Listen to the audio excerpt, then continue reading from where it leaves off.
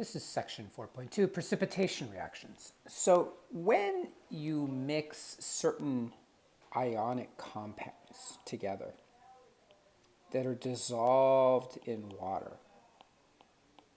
so ionic compounds that are dissolved in water,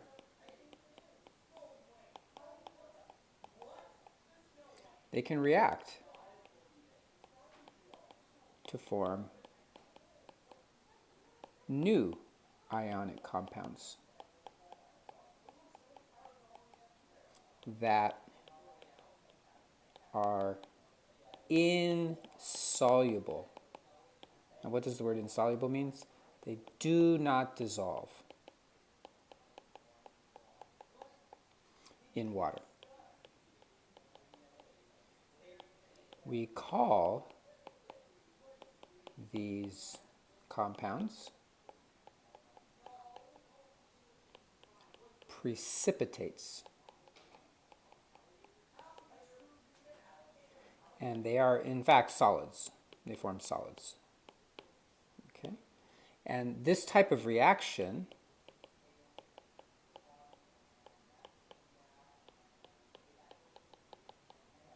is called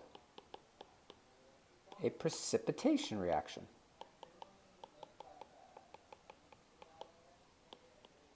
Okay, it's called a precipitation reaction.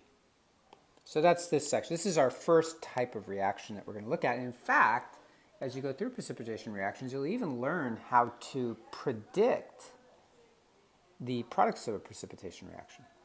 And the idea is based essentially on solubility. The key to this is solubility. That some substances, some ionic compounds, are just not soluble in water. So for example, if you were to have a container that has water in it, and you weighed out into a container some calcium carbonate powder, calcium carbonate,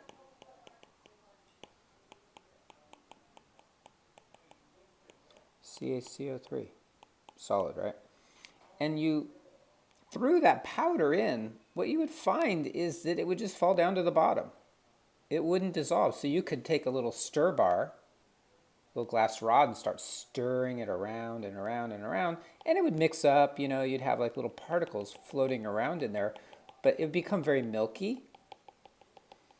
And then if you stopped it, over time, it would just, again, fall back down to the bottom. So calcium carbonate just doesn't dissolve in water. It's an insoluble substance, an insoluble calcium carbonate. Now, the reason for that, to some extent, has to do with the fact that the calcium ions have a charge of +2, and the carbonate ions also have a charge of they have a charge of -2.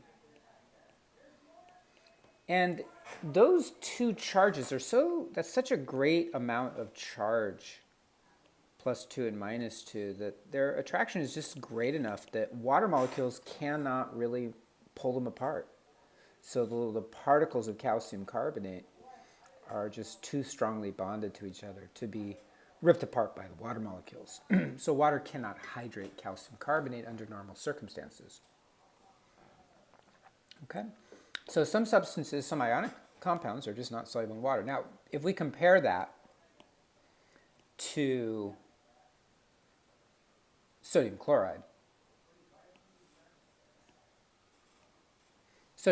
very different case. It turns out sodium chloride, if we were to try to do the same thing, so take a beaker full of water,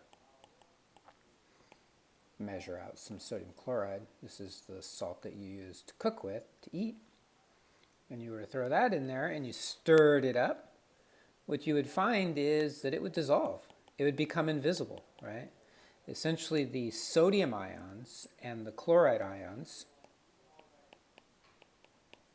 would become sodium ions and chloride ions. And this would be soluble. Just like sugar, right? You dissolve sugar, it becomes invisible in the water. You know it's in there, you could taste it, right? We have receptors in our tongues that can detect sodium ions, especially in water, so we would be able to tell that it's there. But it would be soluble. So some substances do not form precipitates, right? That's not a precipitation reaction. So now let's take a look at how we go about this, how we go about analyzing this type of reaction. Pretty straightforward. But it is chemistry. It's not physics that we're talking about here. So for many of you that are good in calculations, you might find this challenging just mainly because of the notation that we're going to use. So the main thing we do is we ask the following question. Suppose we take two substances, and I'm going to call them reactant 1. And I'm going to mix it with reactant 2 in water. We're going to assume for this entire section that this is all taking place in water. So imagine a glass of water, and you're putting things in that water, and you're watching what's happening. Okay, so what I'm going to do is I'm going to take a substance called sodium chloride. We're familiar with that one.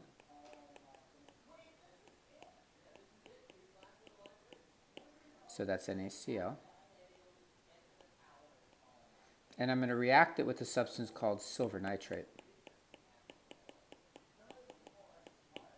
This substance you may be less familiar with. AgNO3, silver nitrate.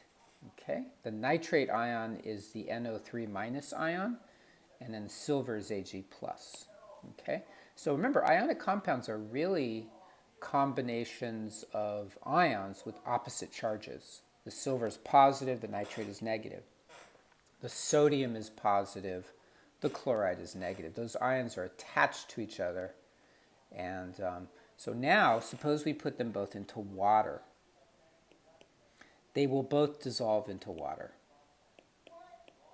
Okay, they're both soluble in water.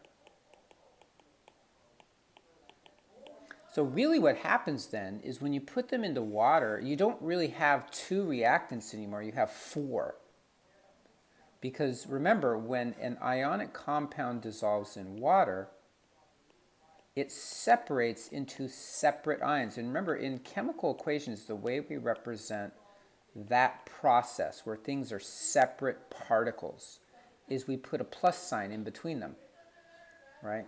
So just like in algebra, x plus y, that's a way of saying that x is different from y, whereas x times y would be a way of saying that they're together. Same in chemistry. Sodium in water is separate from chloride in water. They interact with each other, but they're separate particles. And the same is true for silver nitrate. So it's Ag plus aqueous and NO3 minus. You remember what the aqueous means, right? That just means it's dissolved in water. So notice all of these particles have charges, electrical charges. They are electrolytes. And it turns out that there's a combination of these 4 ions that is insoluble in water. And right now I'm going to tell you what that combination is. It's these 2 here. It turns out that the silver ion, if it collides with the chloride ion, it will precipitate out in water. And so you'll get AgCl, and it's insoluble in water. The way we indicate that is to put an S for solid. Now that can be confusing notation for you as you get used to this, because S, you might think that means soluble, but S is a state of matter, and that means solid.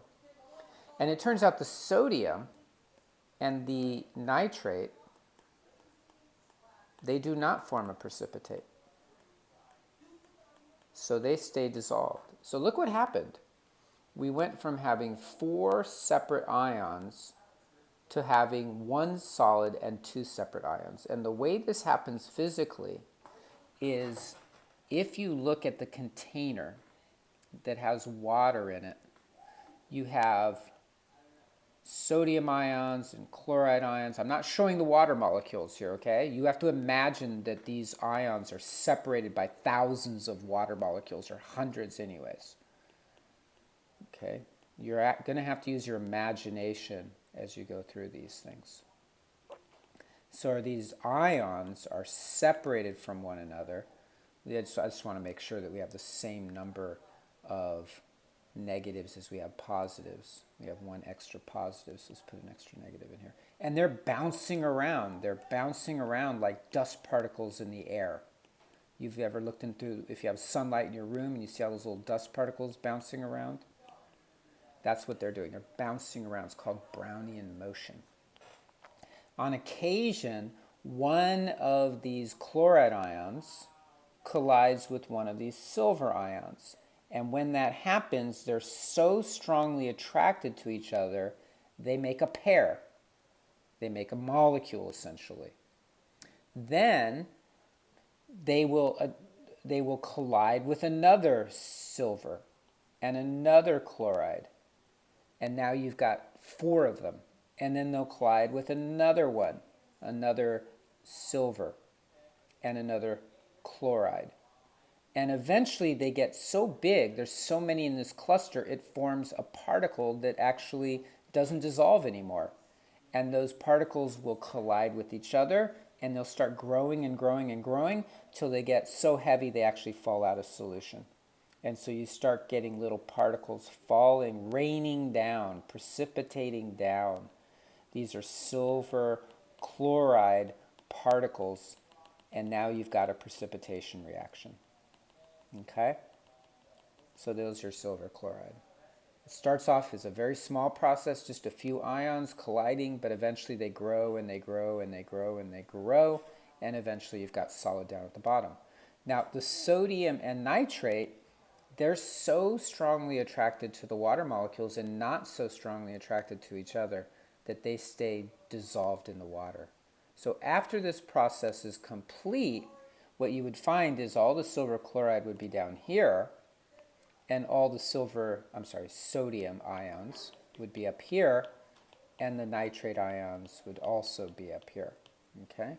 So 2 of them do not react. These 2 don't react. They just stay dissolved in the water. The term for the ions that don't react are called spectator ions.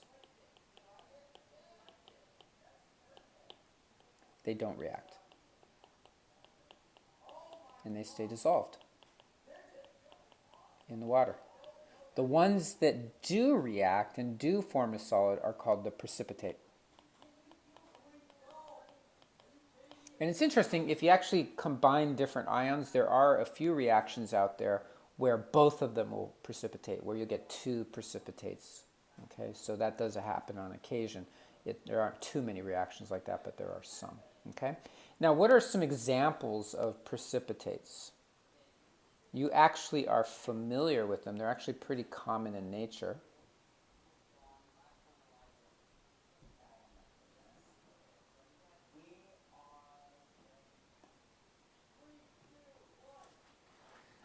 Seashells. That's a precipitation reaction. Essentially what happens is the ocean is full of calcium, and calcium is dissolved in the oceans. Carbon dioxide is a gas that's in the atmosphere, and carbon dioxide has an unusually high solubility in water. Carbon dioxide, most gases don't dissolve very well in water, but carbon dioxide does for various reasons. So the carbon dioxide dissolves in the water and forms what's called the carbonate ion.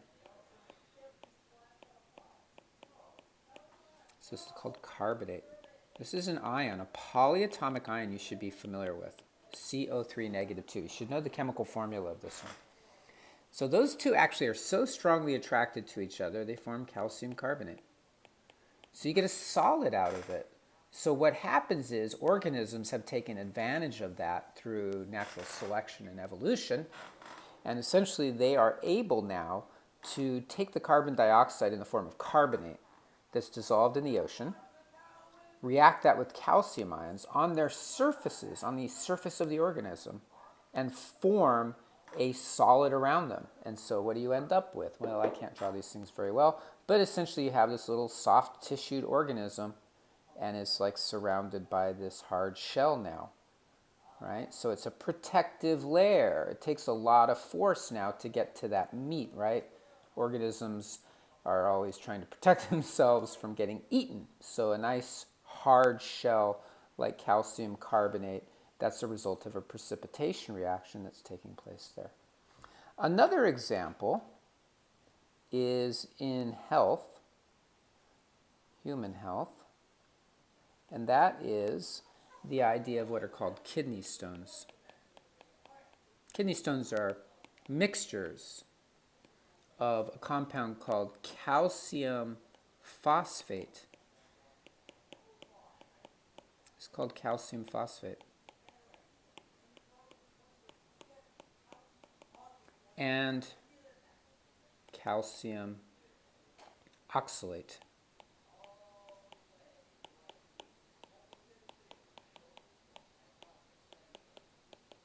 And probably a couple of other compounds such as magnesium phosphate.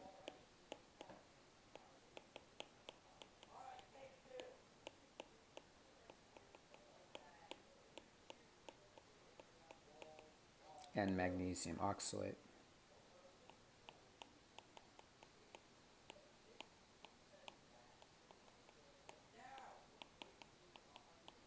What happens is oxalate is an ion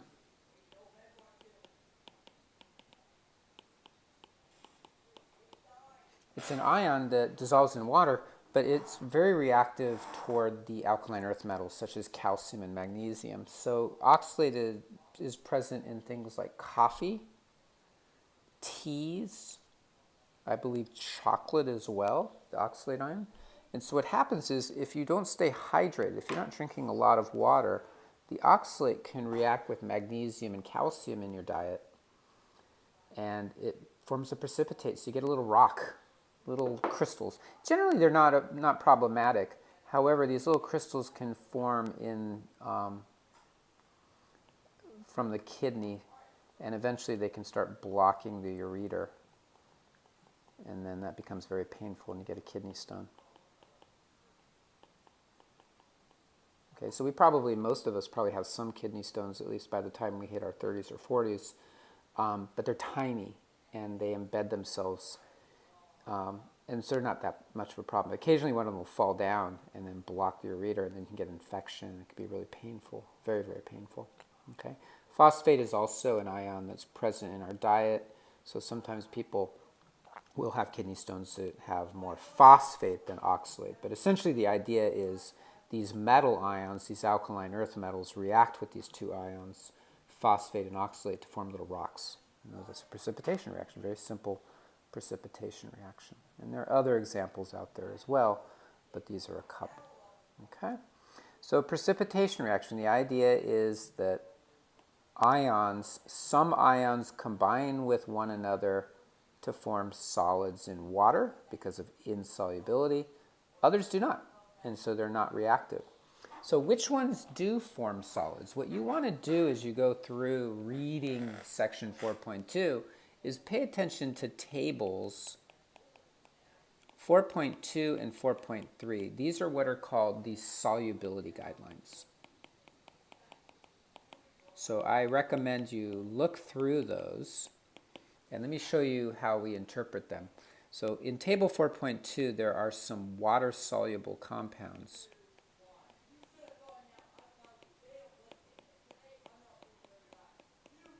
And one of the things is that lithium, sodium, potassium, rubidium, and cesium, and ammonium, these are always soluble.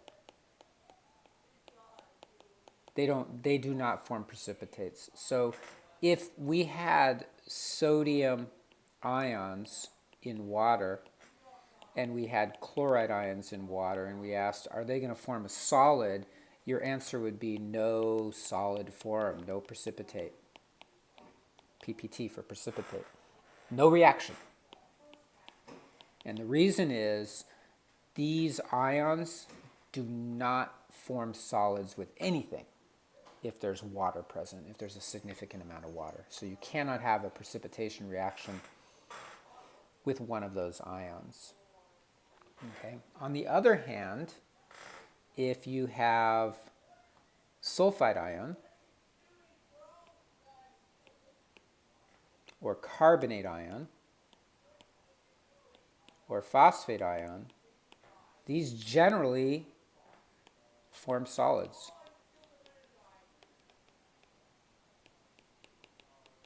With metal ions. So for example, if I said, hey, I've got calcium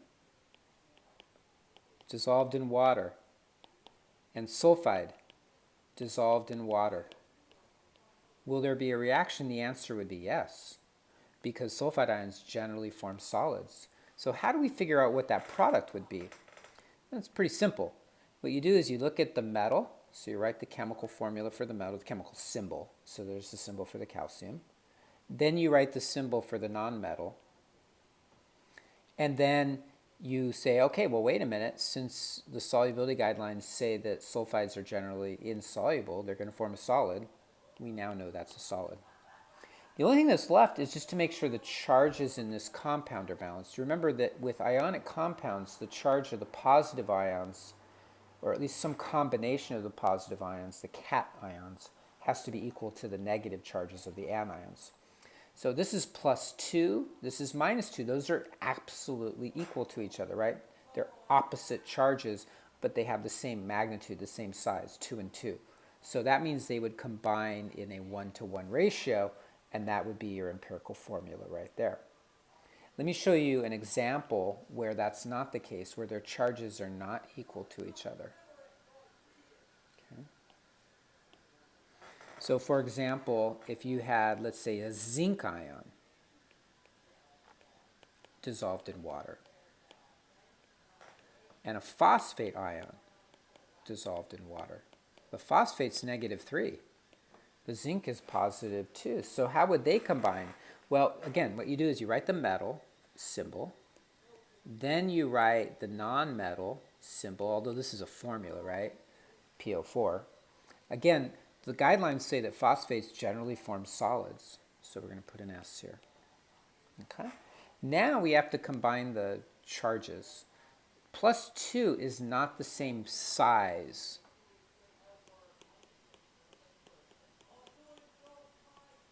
So when we say size of charge, is it 1, 2, 3? Another word for that is magnitude.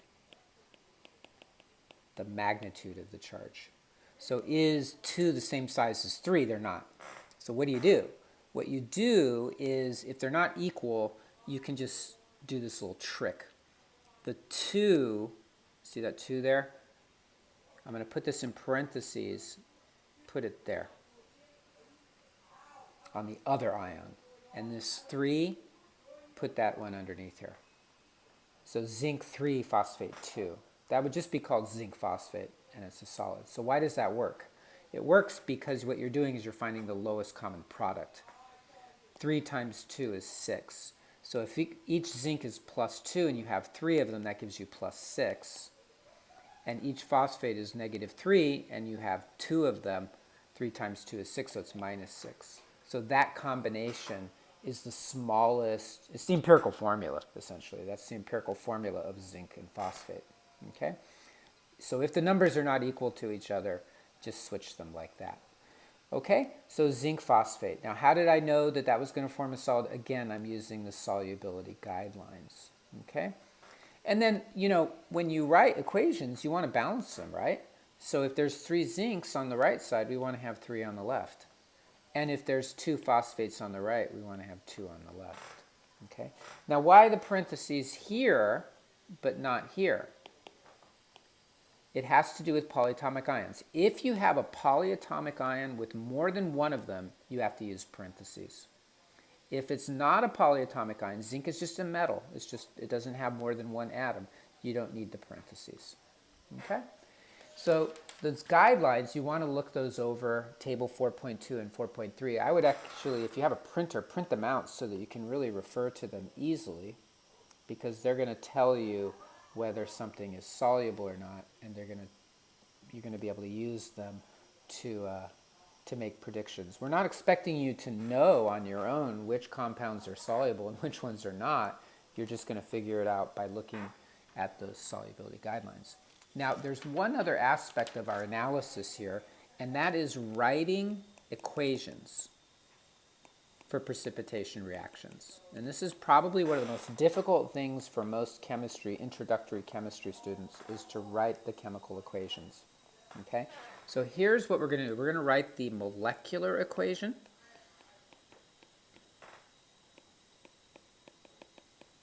We're going to write the ionic equation. And we're going to write the net ionic equation. There's three types of equations that you're going to write when you do precipitation reaction: molecular, ionic, and net ionic equations. We'll find that you also do the same thing with acid-base reactions and even with what are called reduction-oxidation reactions.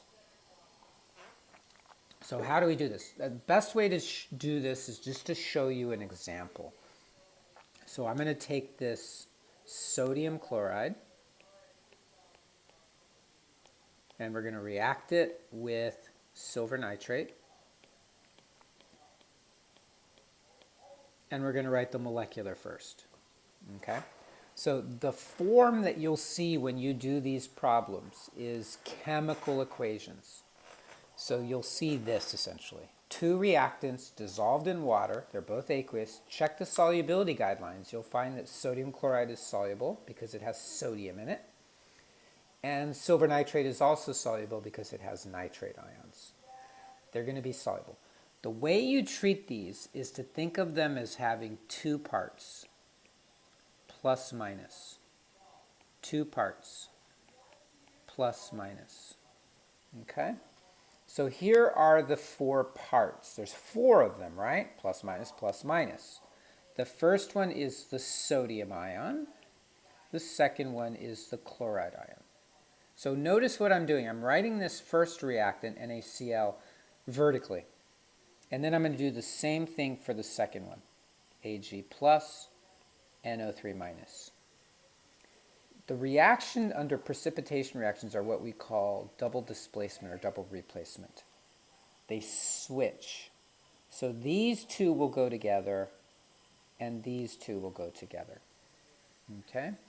So you get NaNO3. It doesn't matter which one you write first, NaNO3 or AgCl. But those are our two products. You're switching the partners. Okay? So that's why I wrote it vertically here and vertically here so that I could show those arrows to say that we're switching partners. Then you go to the solubility guidelines. And that's tables 4.2 and 4.3.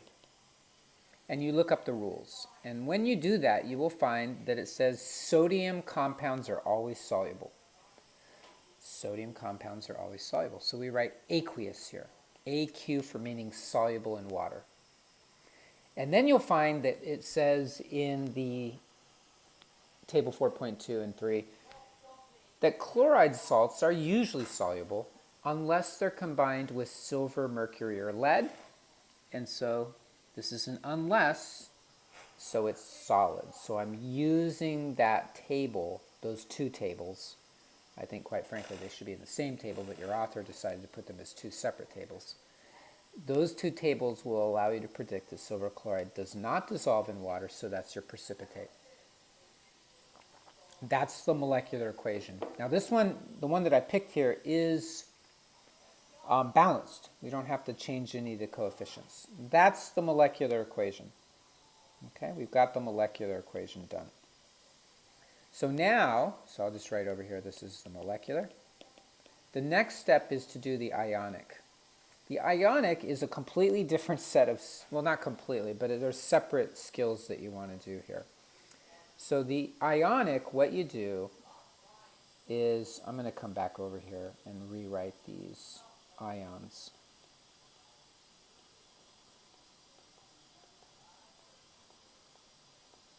Again, I have these ions listed here, little box. Not a bad way to do it like that. Anytime it says aqueous, you write them as separate ions. And you write aqueous next to all of them. All of the separate ions. So why did I write Na plus plus Cl minus? To indicate that it's aqueous, so they're separate ions. They are not a compound. They are separate ions in the water. This one is also aqueous, so those are going to be written separately. So Ag plus and NO3 minus are two separate ions. This is the notation that we're using. Sorry, Ag plus. The notation that we're using is that if it's aqueous, you write them as separate ions to indicate that they are not combined. This is called the Ionic equation. When we get to the product side, see how we've run out of room? I'm going to have to do a completely different line here There's no reason trying to squeeze everything in here on one line. So we go to the product side, NaNO3, aqueous. So you write them as separate ions.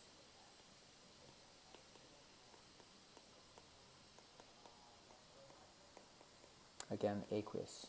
Separate, you put the plus sign in between. Finally, you get the AgCl. That one's solid.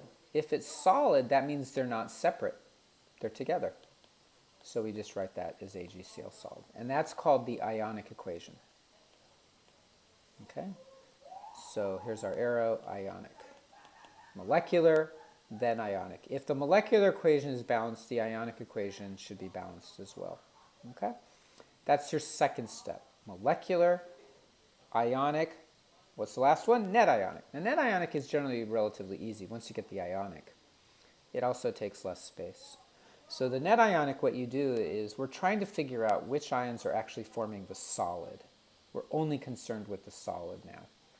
The ionic equation shows you all the ions. The net ionic only shows you the ions that form the solid. So what's the solid? AgCl. So here what you do is you say, okay, I'm going to write the product first. This is one of the few times where you write the product first. You're only going to write the solid. So you write the AgCl, that's this one down here. And then on the reactant side, you just pick the ions that make that solid and write them down.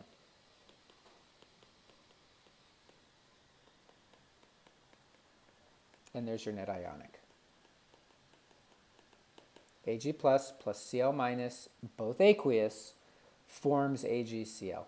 This is a shorthand notation in a sense. It's the Ionic equation which has been simplified just to show the ions that are forming the solid. So it's the net. Okay? Imagine it this way. Suppose I said, hey, I've got some algebraic equation. 3y plus 16 equals 2x plus 16. You would notice immediately that you've got 16 on both sides and you can cancel them. So now you have a more of a net equation. So our net equation is 3y equals 2x. You're essentially doing the same thing. You're noting that there's sodium ions on both sides, so I'm going to cancel them. There's nitrate ions on both sides, so I'm going to cancel them. So that leaves you with silver ions, chloride ions. Silver chloride is the precipitate. Generally, when you write the net ionic equation, you want to write the metal first and then the non-metal. And the same goes with the chemical formula of the product. It's metal, non-metal. Okay? So there's your net ionic equation. That's the analysis. That's really the ultimate analysis of precipitation reactions that you learn in this course, is the ability to write the molecular, ionic, and net ionic equations. Now, since this is such an involved process, I'm going to show you another example just so that you can see how we go about this one. Okay, so for this one, we're going to write the molecular, ionic, and net ionic equations for a reaction between sodium sulfide and, let's do calcium acetate. Okay, that's going to be a precipitation reaction. So let me show you the chemical formulas first of our reactants. For sodium sulfide, it's Na2S. That's sodium sulfide. Sodium sulfide. And calcium acetate is Ca C2H3O2. 2. That's the chemical formula of calcium acetate. Now I'm going to go look through, I'm going to read through the solubility guidelines and find the particular guidelines that are important for us here. And those are that acetates are soluble without any exceptions. That's from 4.2, table 4.2. Sodium salts are soluble. That's also from 4.2, without any exceptions. But there's also a rule in table 4.3 that says sulfides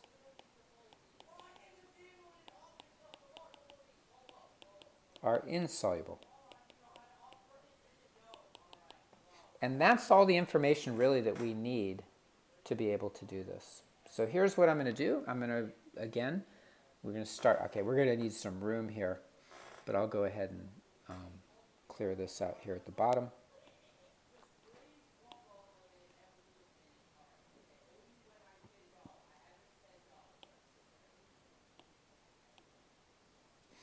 We set it up by writing the chemical formulas of the reactants.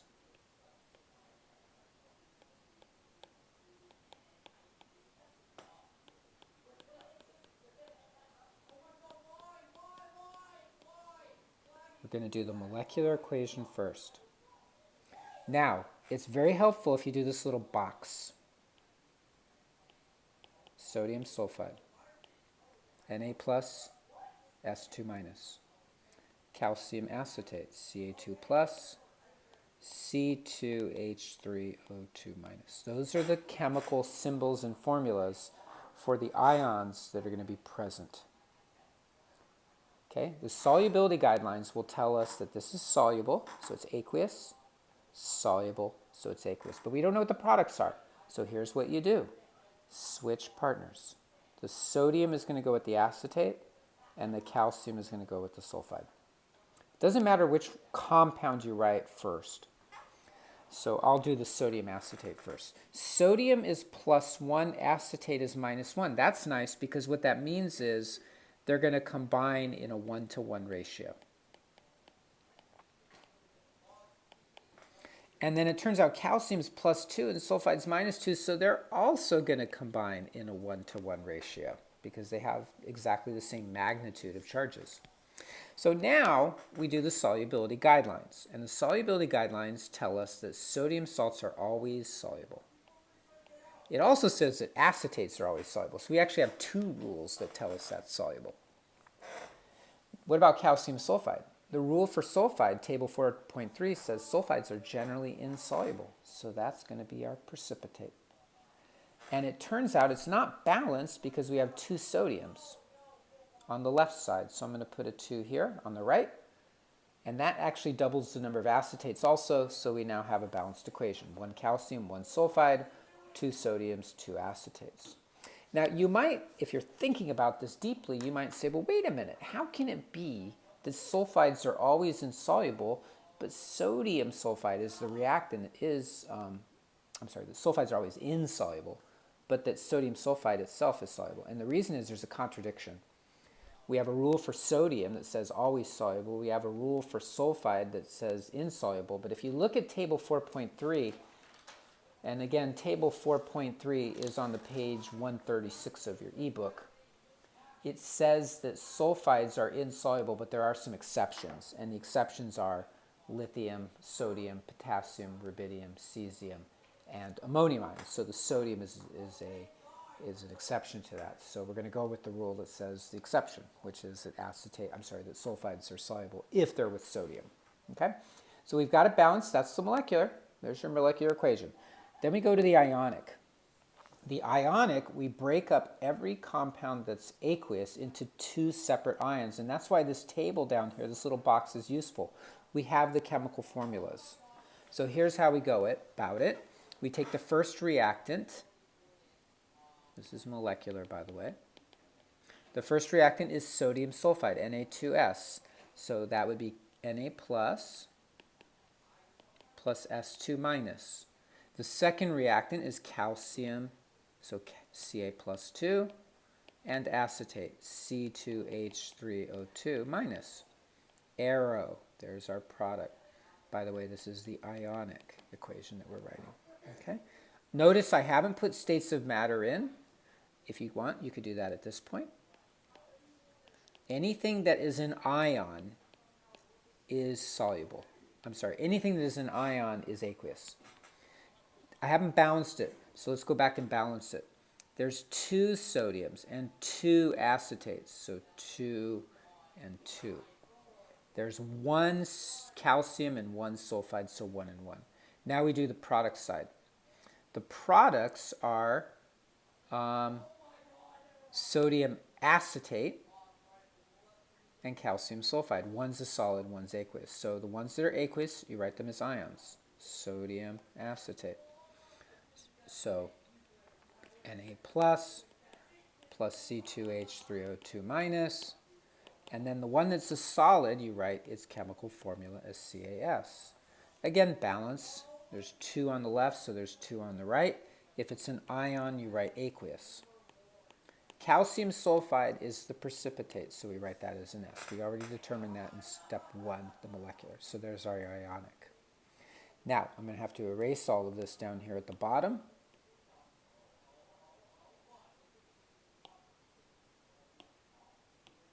And now we're ready for the net ionic. Net ionic, there's 2 ways to do it. You can just identify the ions that make the solid and write the equation from that way, or, nifty, think of algebra, start canceling anything that's identical on both sides. So notice there's 2 sodiums on both sides, so we're going to cancel those. There's 2 acetates on both sides, so we're going to cancel those. And that just leaves us with the calcium and the sulfide. Remember, if it's a charge, you write aqueous, and then CaS. And there you go. There's our net ionic. Okay? And those are the 3 steps. So practice, practice, practice those. There is an example shown on page 137 using barium and sulfate. So you want to try that one. There's another sample problem 4.3, which I have done as a separate video, so you can watch that one as well. And again, in order to be able to work through these, you do need to have the Solubility Guidelines, Table 4.2 and Table 4.3, which are on page 135, 136.